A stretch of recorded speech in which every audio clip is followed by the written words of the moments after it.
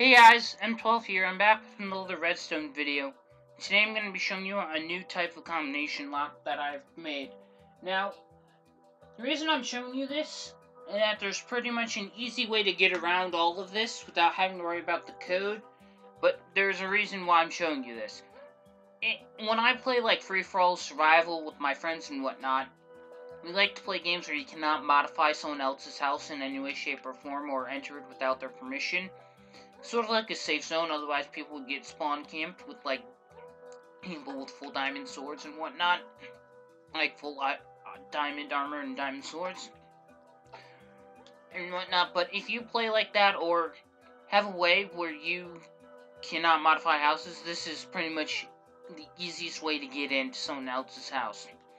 And you cannot modify the house, but, the way we play, you can come into the house, but for whatever reason, this is part of the house and you can't modify it. This still button is not opening this door. Now the reason that is because the other half of this AND gate needs to be unlocked.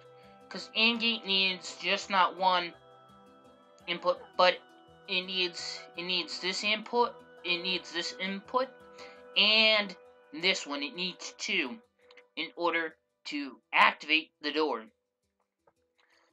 But here's the thing, I made another AND gate hooked up to the second AND gate. So this AND gate will only activate this side when that code's entered, and this code is entered and input into here. As you can see, I've made all of the vertical NOR latches and the reset latches, which the reset latch will always be the torch on the top. And if you've seen my previous redstone video, you'll know how to make the combination lock.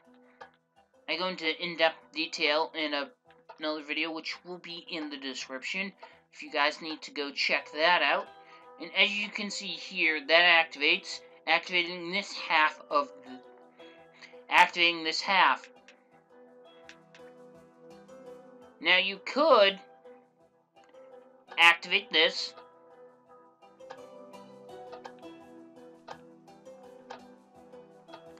if you wanted. And then you can just walk over here, get myself out of flying, and do that. Now the door opens and closes very fast.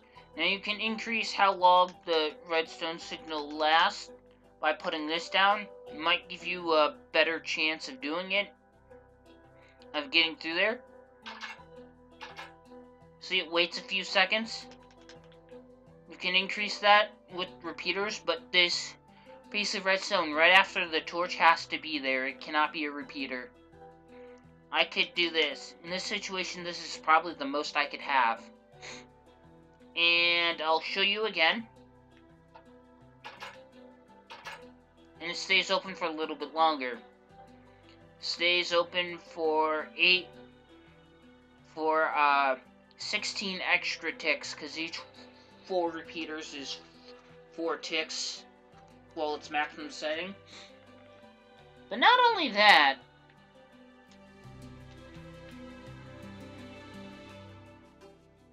but what else I'm going to do is I'm going to show you something else that I'm able to build.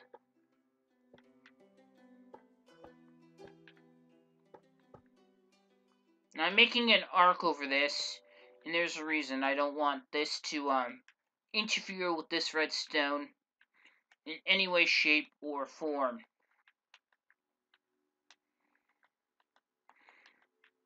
Now, as you enter this in, then you walk around and go into here, someone's bound to notice that you just entered in a code and could come and try and follow you through the door. But that's not going to be possible, because what I'm doing is I'm going to show you a simple way, using redstone, to manually reset all of these. You don't have to put a delay on them, but it works to put delay on there. And you want to know what the best thing about this,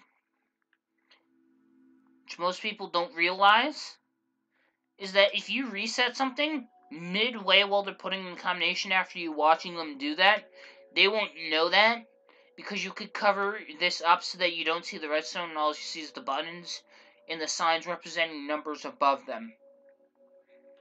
They won't see them go off, and they'll probably think that the code they entered is not right, or that it's changed without it actually happening. Because I tried it on one of my friends, I told him this was the code, could you please put it in there? He tried, it did not work for him. And he says, well, I just wanted to test this out to see if you'd notice what happened. And, well, he found out that, well, what he was doing did not work. And that's pretty much how it works, like, and that's pretty much it. Like, if you can get that done, if you can make that so that they'll think that they put in the wrong code, or that you just want to reset this because you just walked into your house, you can do that. Although I just randomly thought of a block to use on the spot, and it just happened to be emerald.